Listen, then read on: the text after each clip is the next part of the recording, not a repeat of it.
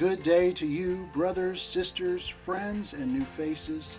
Today is January 24th, and today on Current Events and Christian Expectations, we're going to be talking about part 2 of our Christian responsibility in a democracy. Our primary scripture reference today is going to be 1 John 2:17. We're going to have several other scriptures that we'll reference and read today, and we'll put those in the comments section. But with 1 John 2:17 as our primary backdrop, let's just dig right in. So Jim, what does 1 John 2:17 tell us? It tells us this, reading from the English Standard Version, "And the world is passing away along with its desires, but whoever does the will of God abides forever." John says the world is passing away. It's already on the way out. He says this in view of the Christ event, the crucifixion, resurrection, the ascension, the enthronement of Jesus in heaven, his soon return to judge the living and the dead. This world is already on its way out, but whoever does the will of God will abide forever. Today's current event we're looking at is the 117th Congress, which was sworn in to their congressional seats this January. The Christian expectation, in view of what we just read from 1 John 2:17, is how should we live regarding the politics of this age, this time, this current event, in view of this truth, that the world is passing away. The world would encompass the smaller world of politics. And so, how do we understand this? Should Christians be in politics? By that we mean formal, you get elected to an office, or informal, you get appointed, or maybe you're an advisor. Maybe you're a formal advisor, informal. The question really should be how, if he or she is going to be a Christian in politics, how should a Christian be in politics? What is our calling? What is the Christian expectation? To give some background on this, here are some statistics from the Pew Research Center. It is a 501c3 nonpartisan organization, and they just do research on facts. They do not make policy statements on the left side or on the right side of the political aisles. Here's what they say about the 117th Congress. 88% of people coming into Congress say they are Christian. They belong to either a Christian church individually or to a denomination. That's a high percentage. In the general population, only 65% of people profess to be Christian. It would seem that now all our problems are solved. All of our problems they're all solved. And I've dealt with this over the years, trying to explain to people, and I say we need more Christians in government, that was not the answer, and it's really upside down as to what the Bible teaches, as I understand it. Interesting, 99% of Republicans said that they are Christian. In 1961, the first time these kind of stats were kept, 95% of the then 87th Congress coming in said that they were Christians. Now, look at that. From 1961 to 2021, there's been very little change from the people in Congress, House and Senate, who are confessing to be Christians, about a 7 or 8 point change. But the culture from 1961 to today has really changed, as everyone can testify to. So what's going on? So Christians have predominated Congress, at a minimum, since 1961 on an 80-plus percentile basis. Right. And probably more than that prior to even it was started to be recorded. So right. 80-plus percentile for 50 years, 60 years. And now suddenly everything is solved. We've Yes, if your belief is we need more Christians in Congress, we can squeeze a few more, but we're pretty filled up with Christians. So, of course, somebody will say, well, they're not my kind of Christian. Well, my response to that is, do we in the church, let's just say over the last 500 years since the Reformation, how have we done with unity and getting along and getting the work of the church done? Okay, I think you know the answer to that question. So let's begin this by, number one, what is the priority of the Christian life as to politics? And we'll look at it from the perspective of 1 John 2:17 and other verses that form a pattern of truth, that the world is passing away. that our priorities are not set by this world, by the governments, or by the ideologies of this world. We've all heard this expression.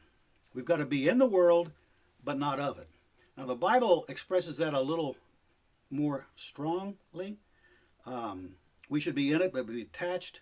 But here are some verses that are really, back up 1 John 2:17, that tell us about the detachment we should have to the world.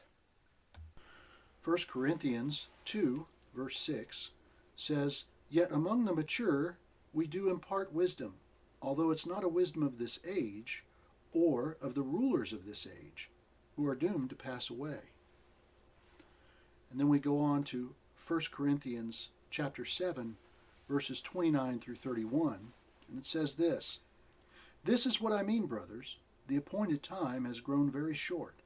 From now on, let those who have wives live as though they had none, and those who mourn as though they were not mourning, and those who rejoice as though they were not rejoicing, and those who buy as though they had no goods, and those who deal with the world as though they had no dealings with it.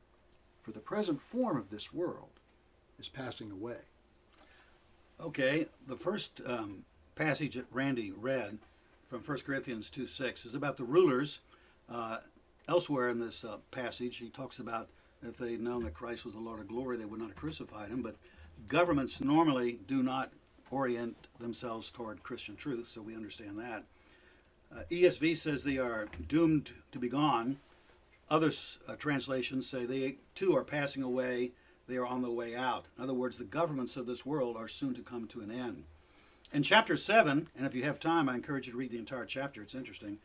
Paul, in that section that Randy read, verses 29 to 31, is about marriage or not to have marriage, how to do that. And Paul is saying if you don't have to get married, don't get married because the time is short and you can spend more time serving the Lord.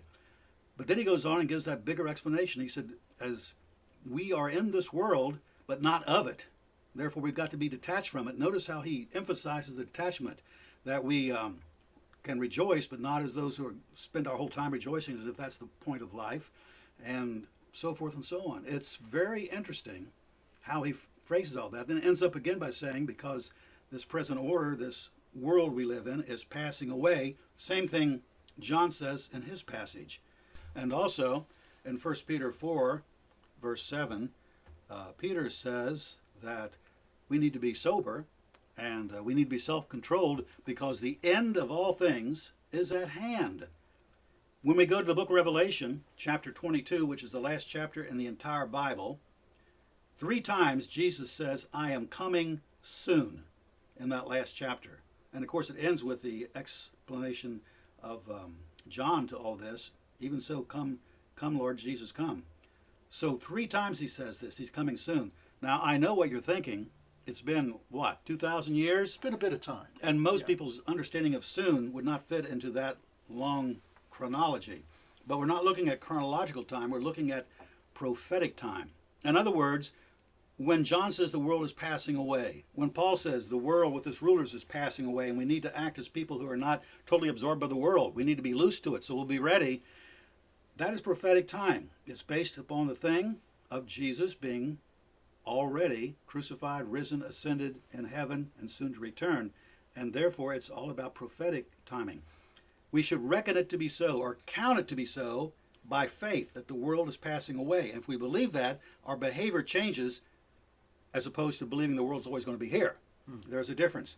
And James chapter 1, verse 2, James says, "Count it all joy, brothers and sisters, when you go through trials and tribulations, because the testing of your faith brings steadfastness."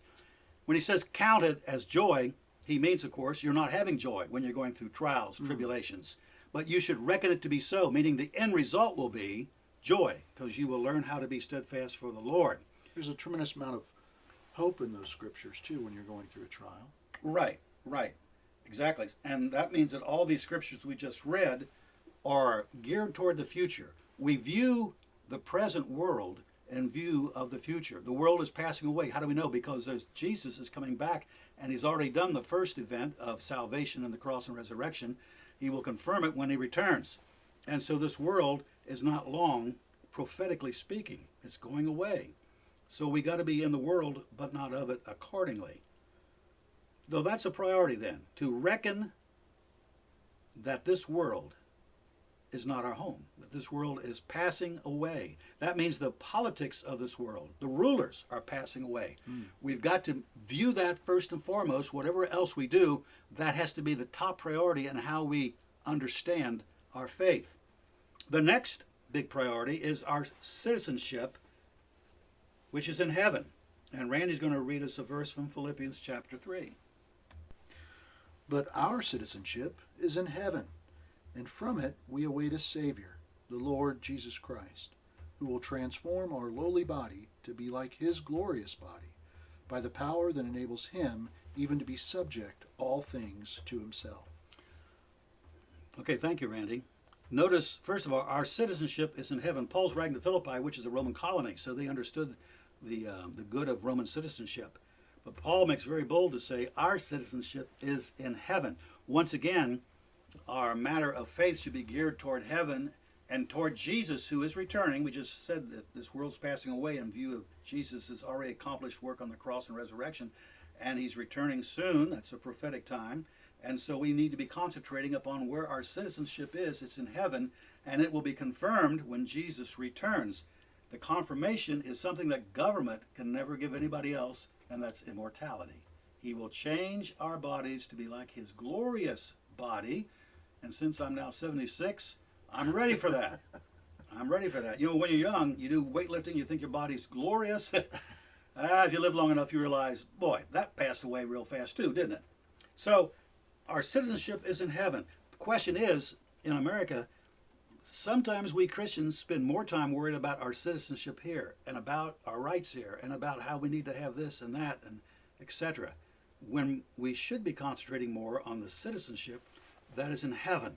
I hear it seems a lot of times we consider ourselves American Christians instead of Christians who live in America. Yes. I guess the first thing to ask is, are we Americans first and then Christians, or are we Christians first and then Americans? And that's, unfortunately, I think, answered the wrong way by too many people. Here are some people who were involved in politics. They're well known.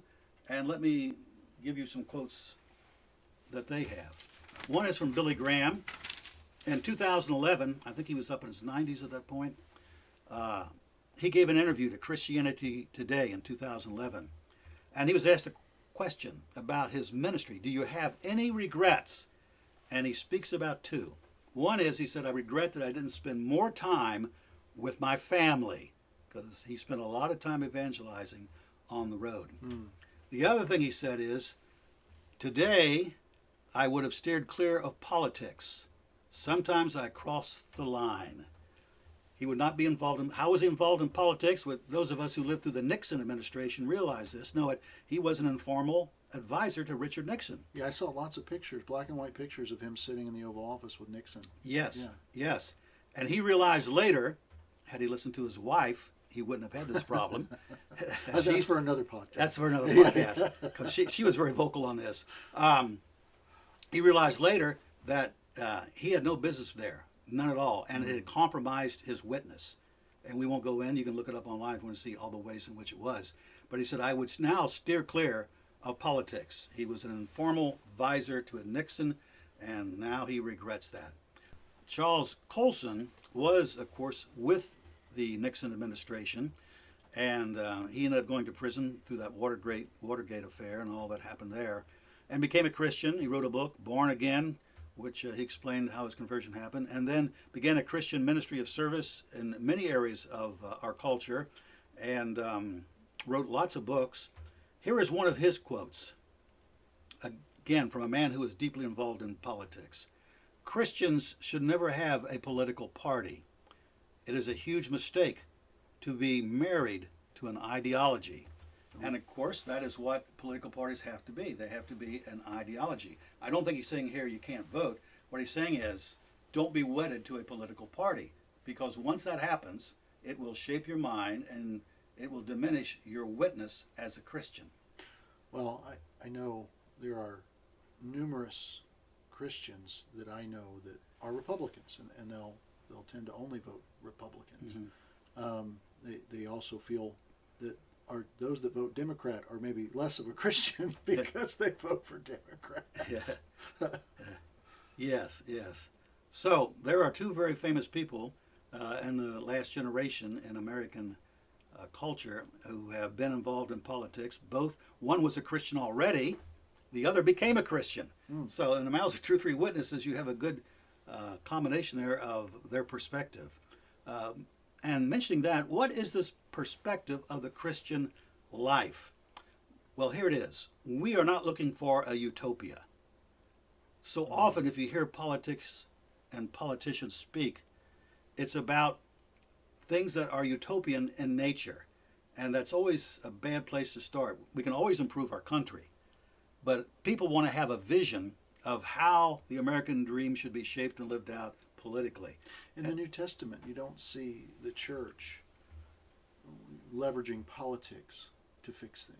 No, nor is there, to my knowledge, any places where we're told, at least in Paul's time, get involved with the Roman Empire government and be your good witness there. So, if you're interested in some of these, there's the Black Book of Communism, which is printed, interestingly enough, by Harvard University Press. This is from the 1999 edition, about the millions of people in the 20th century who died under governments, totalitarian, who were utopian in nature. They were going to build the city of God on earth. At least, we know, maybe probably is more, 65 million people died in China in the 20th century and starting their communist government there. In the Soviet Union, we know at least 20 million. That's 85 million people in the 20th century. And that's not mentioning the war with the Nazis, the totalitarian governments of Vietnam, Cambodia, and many other places. What we are looking for is no city on earth. Cain built the first city with his son that he had, and of course we all know the kind of person Cain was. We're looking for the city to come, and we find this in Hebrews chapter 11. Randy's going to read us about Abraham and the city to come. For he was looking forward to the city that has foundations, whose designer and builder is God. If we jump down to verses 15 and 16, if they'd been thinking of that land from which they had gone out, they would have had opportunity to return. But as it is, they desire a better country, that is, a heavenly one. Therefore God is not ashamed to be called their God, for he has prepared for them a city. He has prepared for them a city. So our minds and hearts should be geared on the city to come, which prepares us for the city that he has prepared. If we spend all of our money and resources trying to build the city on earth, politically, and that's the only way you can do it, what are we doing? Where should our resources be going? Our time, our money, our energy? Those things that show us that we do believe the world is passing away and that there is a better world coming. It is our behaviors we shall see, which is the salt of the world. You know, it's interesting if you go back to the Old Testament, when mankind tried to build for themselves a city and a tower, it did not meet with favor from God. Correct. Tower of Babel, and it was destroyed. And that's why we all speak different languages. Absolutely. Yeah. Yes. Hebrews 13, verses 12 through 14, says, So Jesus also suffered outside the gate in order to sanctify the people through his own blood. Therefore, let us go to him outside the camp and bear the reproach he endured. For here we have no lasting city, but we seek the city that is to come. Yes, they went outside the gate. Jerusalem there represents the world. They're outside the world, outside the gate, bearing the disgrace and sharing the rejection of Jesus, because we're not looking for that city. We're looking for the city to come that God has built. Therefore, as we come to the next thing about our perspective on the Christian life, what should we be seeing? How should we behave ourselves? We must not be naive. In Matthew chapter 10, verse 16, Jesus sends his disciples out, and what he says to them, I'm sure applies to all disciples for all the 2,000 years to follow. He says, be wise as serpents and harmless as doves. Behold, I am sending you as sheep among wolves. And he goes on to explain the wolves will at times eat them, take them, persecute them, and they will die, and so forth. But be wise as serpents and harmless as doves. We are people who are harmless. When blessed are the meek, they'll inherit the earth. Don't believe in political violence, but we must be wise as to the ways of the world and how people are bent and how they are consumed by politics. I once wrote an article called "The Perverse Shepherd," where I said, "What kind of shepherd is it that would send sheep to wolves?" I said, "Well, Jesus. Jesus is that shepherd, because we're going into the world, but we can't be of the world, and therefore there's going to be a collision." So we must not be naive. We must remember that the influence of Satan is pervasive. In 2 Corinthians chapter 4, Paul says, if our gospel is veiled, it's because the God of this age has blinded the unbelievers. He's called the God of this age. In Ephesians 2, he is called the prince of the power of the air, who works in the children of disobedience. And 1 John chapter 5, verse 19, John says, the whole world lies in the embrace of the evil one. And he has control over the nations. He offered Jesus in his temptation. That's right. In fact, we're going to come to that just in a second.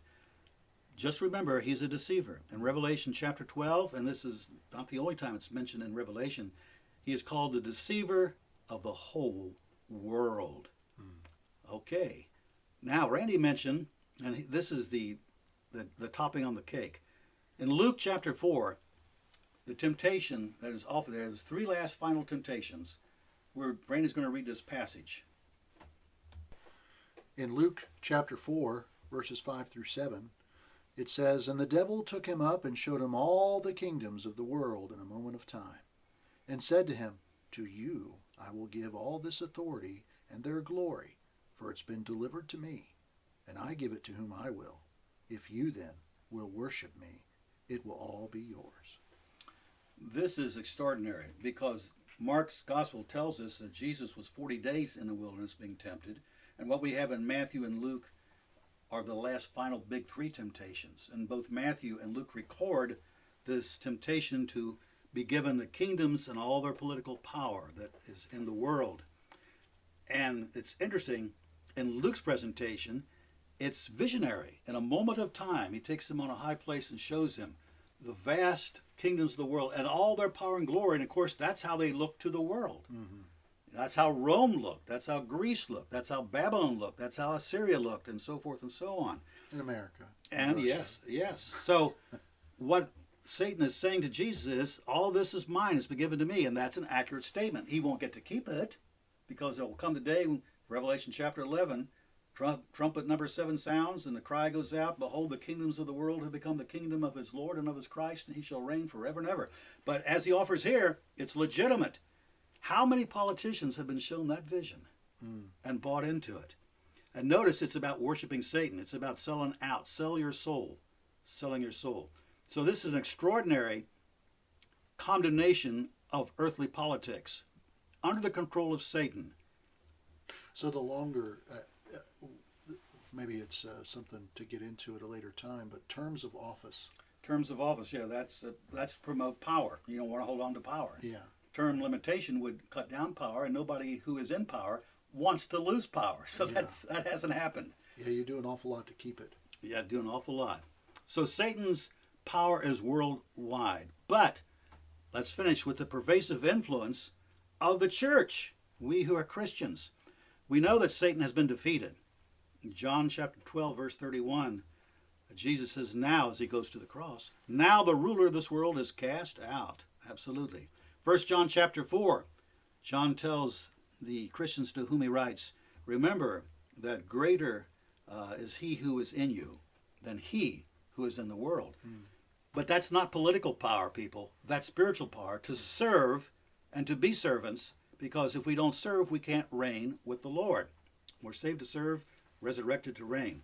So what's the practicality of this? Randy's going to read Matthew 5, a very famous passage about we being salt and light. You are the salt of the earth. But if salt has lost its taste, how shall its saltiness be restored? It's no longer good for anything except to be thrown out and trampled under people's feet. You are the light of the world. A city set on a hill cannot be hidden. Nor do people light a lamp and put it under a basket, but on a stand, and it gives light to the whole house. In the same way, let your light shine before others, so that they may see your good works and give glory to your Father who is in heaven. Okay, notice that first of all, Jesus is talking about us, the church, being the light of the world, the salt of the world. Salt comes first because that preserves the world. That's what salt was used for basically in those days. It did make things taste better, but it was a preservative. What holds culture together? The salt. We who are Christians. And then light then is shed abroad. And once we have our saltiness, the light illuminates the word that we have. Notice that this is not said anywhere in the Bible of the government. It's supposed to make sure we have law and order, as we saw last week. Regardless of the type of government. Regardless of the type of government it is. It's held accountable to God to have law and order so people can live their lives out without fear. And regardless of who was voted for. And regardless of who was voted for. So, but government, politics is never called to be salt and light. Culture is what we're trying to affect. And notice that a little salt does a lot. Mm-hmm. You know, you only need a little light in a horribly dark room lights up a lot. Let's finish by talking about one thing for a minute. Sentiment. To me, this is very important. I've preached about this over the years. I don't know how many people I've convinced.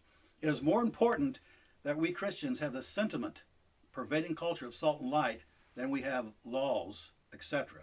Because that's what we're called to do. There's a saying that was Andrew Breitbart is a fella, and whatever you think about him, this was, to me, an accurate statement. He said, politics is downstream from culture. All right? Now, here is what Lincoln said, and those who know me know that I put Lincoln at the top of the list of all presidents, number one. In his first debate with Stephen Douglas, back in the late 1850s, he said this in a speech, and listen to this.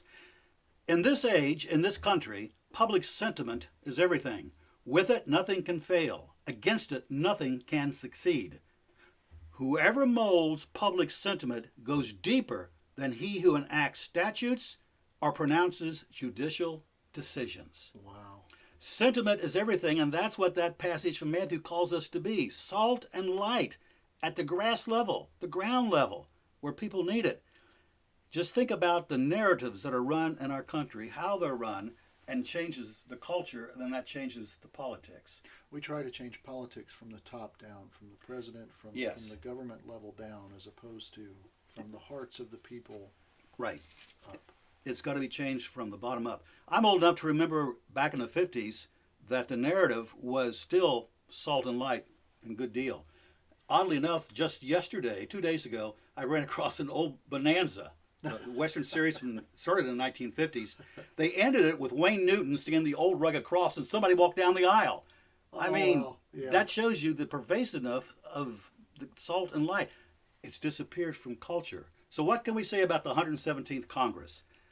Jesus says if salt has lost its saltiness, it's no longer good, and it's just about ready to be thrown out and trodden under the feet of men. There's no saltiness there. Next week, part 3, we're going to look at what it means to be a salty prophet, one who can bear testimony in the world of politics and make an impression when he brings light because he's salt with power. Well, thanks, Jim, and we have a lot to think about.